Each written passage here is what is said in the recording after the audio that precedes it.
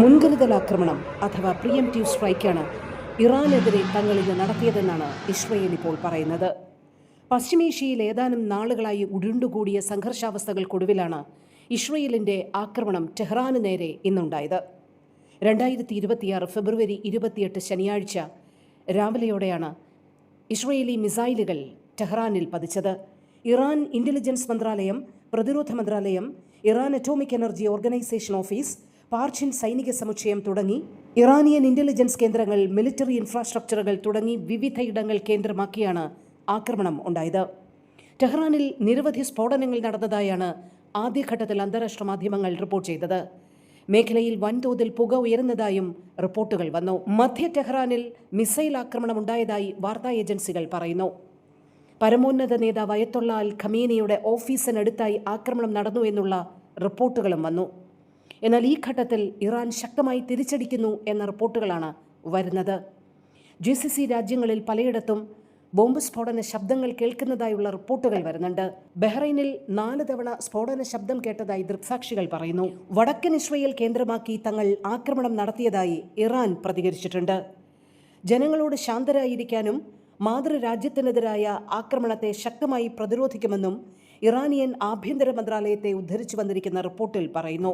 ഇറാനിലെ ഇന്റർനെറ്റ് ബന്ധങ്ങൾ ഏറെക്കുറെ തകരാറിലായതായാണ് വാർത്താ ഏജൻസികൾ ഇപ്പോൾ നൽകുന്ന റിപ്പോർട്ട്. സംഘർഷാവസ്ഥകൾക്കൊടുവിൽ ഇറാനും ഇസ്രയേലും തങ്ങളുടെ വ്യോമപാത അടച്ചിരിക്കുകയാണ്. വിമാന സർവീസുകൾ അപ്പാടെ താളം തെറ്റി. മിഡിൽ ഈസ്റ്റ് കേന്ദ്രമായി മിക്ക വിമാന സർവീസുകളും അക്ഷരാർത്ഥത്തിൽ താളം തെറ്റിയ അവസ്ഥയിലാണ്.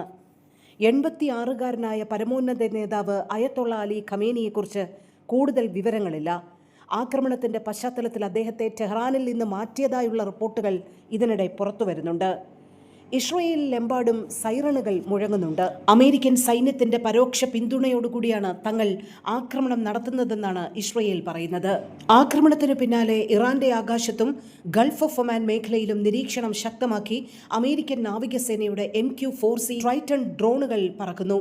ഇറാന്റെ ഭാഗത്തു നിന്നുള്ള പ്രത്യാക്രമണ സാധ്യതകൾ തത്സമയം നിരീക്ഷിക്കാനും വിവരങ്ങൾ കൈമാറാനുമാണ് ഇത്. ഇസ്രയേലിലെ ഇന്ത്യൻ പൗരന്മാർ അതീവ ജാഗ്രത പാലിക്കണമെന്ന് ടെല്ലവീവിലുള്ള ഇന്ത്യൻ എംബസി ആവശ്യപ്പെട്ടു.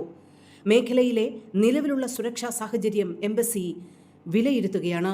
ഇസ്രയേൽ അധികൃതരും ഹോം ഫ്രണ്ട് കമാൻഡും പുറപ്പെടുവിച്ച സുരക്ഷാ മാർഗനിർദ്ദേശങ്ങൾ കർശനമായി പാലിക്കണമെന്ന് ഇന്ത്യൻ എംബസി ആവശ്യപ്പെട്ടു.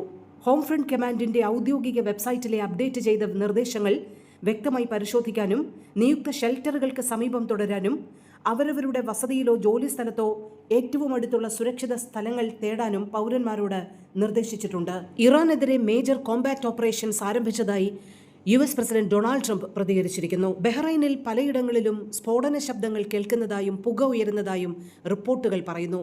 റോയിട്ടേഴ്സ് വാർത്താ ഏജൻസിയാണ് ഈ റിപ്പോർട്ടുകൾ നൽകുന്നത്.